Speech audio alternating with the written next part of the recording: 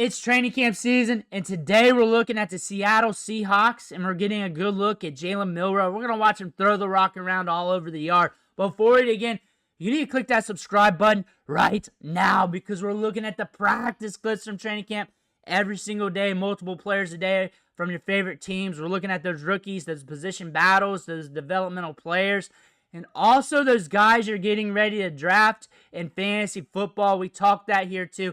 Click that button. Stop missing out. We're looking at Jalen Milroe today. We got 2 minutes of clips, a little bit more than that. We're going to loop this and keep talking ball, talk takes, talk what to expect, all that stuff. We also have some of the other quarterbacks baked into some of these drills. There he is. There he is back there. From afar, getting the ball out there. This guy has the tools on the tool belt to make you happy. He just needs to polish them up a little bit, or maybe a lot. We'll see as we get deeper into this. We got the other quarterbacks, and I know Darnold, Locke, all that stuff, competition, seniority, all that stuff baked in. But I'll also be talking long-term developmental processes and everything else. Boom. Getting it out there. Like I said, we'll have the other quarterbacks in there as well because they're a part of the clips. And if I'm a Seattle fan, I want to see them too. So I just started involving them. I used to cut them. There he is, getting it out. Getting it out. But I realize Seattle fans or fans of their teams want to see the other players as well. Boom. Gets it out. Don't get to see where that one landed. Really. That's okay. Watch the feet. Watch the feet. Because they're throwing against air. Placement, as long as it's not horribly off. Watch the feet on those drop backs. See how that's looking.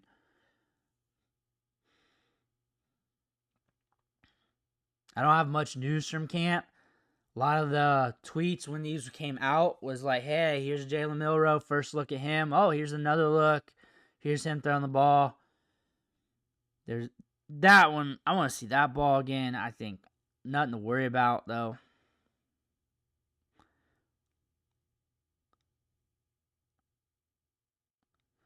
I'd be more analyzing him where he's developing if he was projected to start or if he was in a true battle.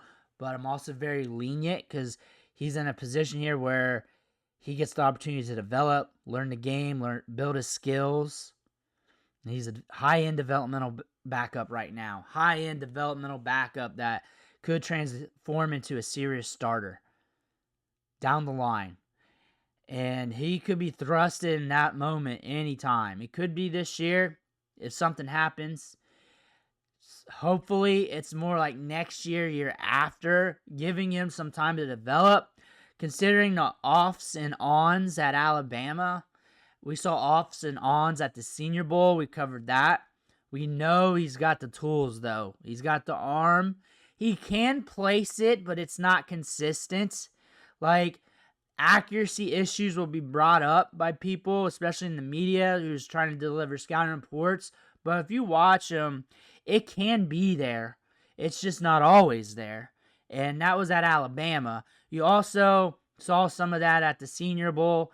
It's just some things you need to iron out. The thing about this, we got speed to burn. We take off. We're getting a chunk of yards.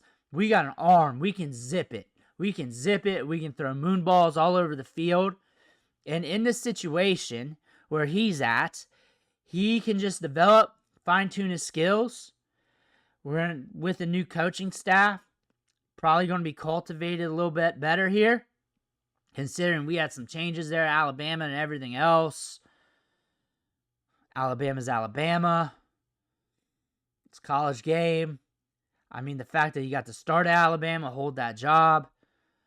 There were down moments. I know. There was on moments, though. You got to give the good and the bad. You can't just harp on that. I know a lot of Alabama fans will bring that up. That ball was, I don't know. I need to see that again. That camera's just giving me, I don't know. It's just going side to side so much. But I'll take what I get. The one thing about this is if we fine-tune ourselves, we get developed to even 80% of our potential and we're starting, That could be enough to get you excited, and if we can learn on the fly, that could be enough to get you a starter for the long haul. That's the thing about that. That's the thing about Jalen Milroe. Like, you're not expecting him to come out right now and steal any work from Darnold, even the QB2 job. You're expecting him to work hard, come into the facility early, which that has been noted, especially rookie camp and OTAs and minicamp, to come in early, download the system, learn the things, and ramp up. If we patch up some of our holes, polish those weapons he's got there, you're talking about a quarterback here with immense upside. You're talking about a quarterback here. Like, say he plays well, but it ain't great. It's still going to be fun to watch. Let's say that. He's going to be fun to watch. Like, if he's on the field and he's good enough to start for you guys, and maybe you don't get back to that Russell Wilson, he's at least going to be fun to watch. Like, he's going to take off with it. He's going to throw you some moon balls. Like, if you can get to that point, you're at least going to have some fun football. But the upside's immense. Like, he's got those tools where, like, if everything comes together, you got a serious quarterback prospect. And he's in a position where, I don't want to say take things slow, learn. You do have to learn fast in the NFL. They're not going to wait around on you. But if you can develop and prove yourself during these moments in training camp and give this coaching staff some warm fuzzies as we go into next year, that's going to be a good look. Next thing you know, we might have a quarterback battle, maybe for the QB2, maybe a press on that QB1, whoever it is. I'm guessing Darnold, but we'll see how the season goes. And then Jalen Milroe might get his opportunity somewhere down the line if attrition hits. You're paying attention if attrition hits too. You want him to develop. But the upside's immense. I said that a million times. I know I said that. I've said that in other videos. But that's what's exciting. So fantasy football, redraft-wise, too far out of scope. Nobody's drafting him, especially on underdog. Dynasty, more for super flex. As things get more ambiguous with the running backs, with those day 3 running backs in your rookie drafts, if you're still drafting, most of you guys have already drafted, and some of you guys already took, I won't call it advice, I would just say, like, what to look for. It's when things get ambiguous with those day 3 running backs, the wide receiver position has thinned out, you're kind of like in that portion of the second round, you're not excited about them anymore, that's when you really start to look. You do not allow them to fall too far in Superflex drafts. And the thing is, if your league's established and you can't get trades done at the quarterback position, then you got to pay up for some of these ambiguous quarterbacks who are developmental prospects. Most of them don't hit. Most of them don't hit. You throw Milroe in that category too. But for everyone that does hit, you are holding people over a barrel in trade value. That's the thing about that. You're holding them over a barrel in trade value, and that lineup value for your team is immense. Just getting another quarterback in a 2QB Superflex league and Dynasty that's established, that's a little deeper. That's something you're going to be looking at, in that positional scarcity and that trade scarcity, the value scarcity, the anti-liquidity in the market at the quarterback position you see in a lot of these leagues. It buoys up the value.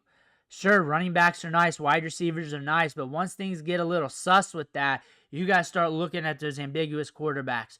Those first-round quarterbacks that you don't like, you got to pull the trigger on them a little bit earlier than what you like. Honestly, if you're in a Superflex league where guys are dealing quarterbacks, give it some time. They'll eventually stop. They'll get burned enough. Eventually they'll stop.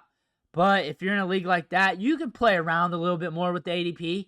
You can mess around a little bit because you know quarterbacks can come back at you. A lot of leagues, it gets stifled. It's hard to get that deal done. Even you give them the value, you give them that extra player, that extra pick, you throw the cherries on top or a whole bowl of ice cream on top, you still may not get it done. That's the thing. People don't want to move off from their quarterbacks. So you may want to think about that. You need to know your league before you take this advice too. You need to know your league before you take any advice.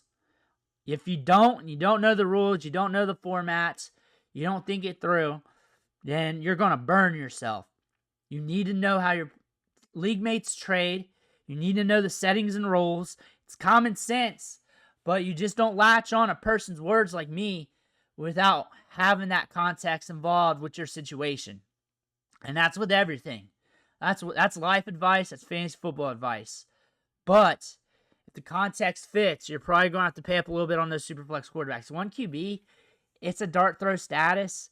It really depends on how your waiver wire is looking like. If there's starters sitting there on the waiver wire right now, you may want to take shots at those ambiguous running backs because they'll buoy up value if they get some work due to attrition. And running backs get attrition. Last 2 years, not as much. But if it reverts back to average, it's going to feel like Armageddon to the running back position. That could happen this year. The older running backs are still getting touches. They still got their jobs. Father Time is undefeated unless it comes with Tom Brady. That's the only thing about that. So that's something to pay attention to. Jalen Milroe, though, when he is on the field, he's going to be a damn good fantasy asset. Whether he's good or bad or ugly, he's going to be a damn good fantasy asset. He will be a QB1 in fantasy easy. That's one thing I can definitely know. Definitely, unless he really is bad. Unless he's really, really bad. But if he can manage to be on the field for some time, he's going to be a damn good fantasy asset when that happens. Let me know what you think in the comments below. I want to hear about that. Make sure you hit that subscribe button on the way out. One thing for watching. Catch you on the next video.